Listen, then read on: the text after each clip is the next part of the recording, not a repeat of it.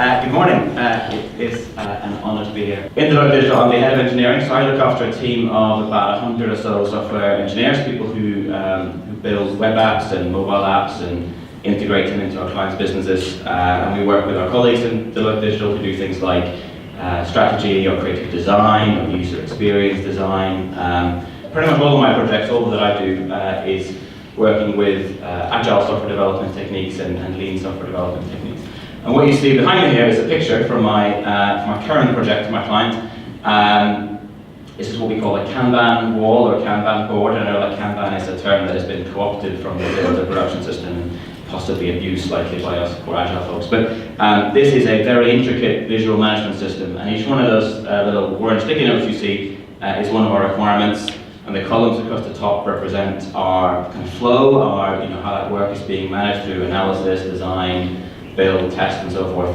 And the swim lanes represent different teams building different things in parallel. And through the system, this is my dashboard, right? So when I go to a client, the first thing I do is I say, right, where is the biggest wall that I can take? And this is quite a big wall, this is great. And then we get tapes and spirit levels and sticky notes, and we try and build the system. And through this, I can see everything that's going on in my project, right? And I can coordinate a team of about 60 to 70 people that are working on this at the moment through 6 or 7 different teams. And we can keep everything kind of running smoothly, and we can look for blockers, and we can look for bottlenecks, and we can look for queues. And this is a very important way for us to work, and it's also a very engaging way to work. We find that our teams and our clients, they love working this way because they can see what's going on and they can get involved and they can be very tactile and move things around. The problem with this is software development isn't really like constructing a house or something that is very kind of physical and malleable. It's a lot less predictable than that. Our requirements tend to change, either because we didn't understand them, and actually it's really very difficult to build an accurate plan because it's almost impossible to accurately estimate and predict all the activities you're going to have and how long they're going to take. And there is basically an infinite number of ways in which you can solve a particular problem with computer code. Let's think about our software development as a process, and let's think about it as a bit of an assembly line. So on the kind of one side of the assembly line, we have a set of requirements, set of things we want to build. And then we have a largely kind of repeatable process of analysis, design, build, test. And if we can take the requirements kind of little by little and move them through this process, hopefully at the other end we get some beautifully crafted software, and we can start measuring things like lead time. So if I commit to delivering you, my customer, a requirement, how many days goes by before you actually have it, right? And we can do that at quite a granular level, at quite a high level. And we can start measuring our productivity in terms of things like throughput, like how many requirements are we delivering per day, per week, per month, right? And this gets kind of interesting. We can start thinking a little bit differently about software development as a process that we repeat, rather than as necessarily a single kind of plan that breaks down a series of activities. Software development is knowledge work. So all the stuff that we do sits in people's heads. So we can't really see our inventory, we can't really see the work until it's finished, so we need to try and visualize it, right? And that wall you saw before is my attempt at visualizing my project, right? Every one of those orange sticky notes was a requirement, and when there was a pink sticky note, they were blocked for some reason.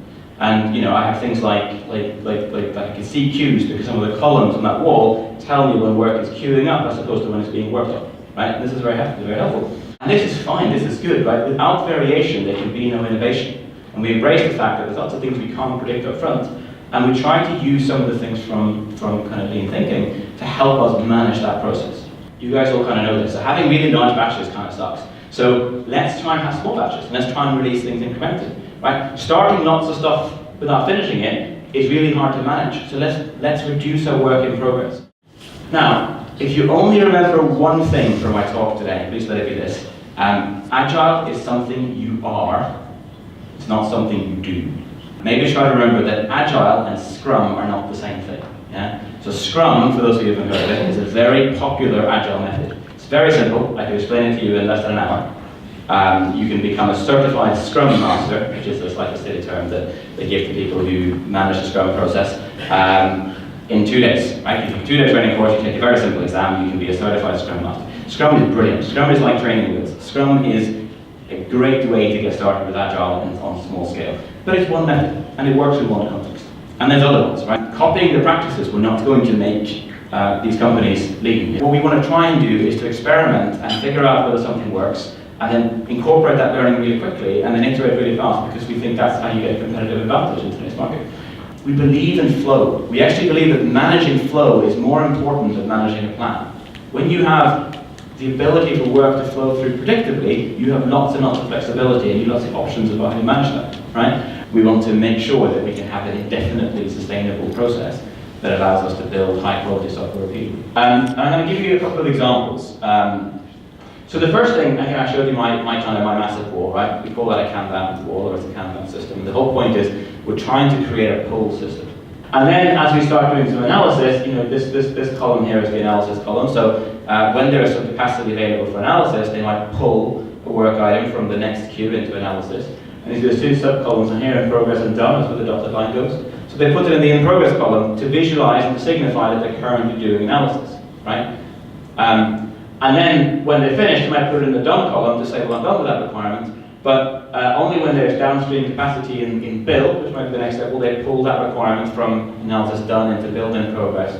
And again, each one of these steps has a weight limit, and that allows us to kind of control the flow, so you don't end up with like large piles of requirements batching up. From an end-to-end perspective, right, what we have is a bottleneck, yeah? It's all very like theory constraints. We had a bottleneck, and then we try to attack the bottleneck, and another bottleneck form, this time in test, right? And we just go through that process, and we try to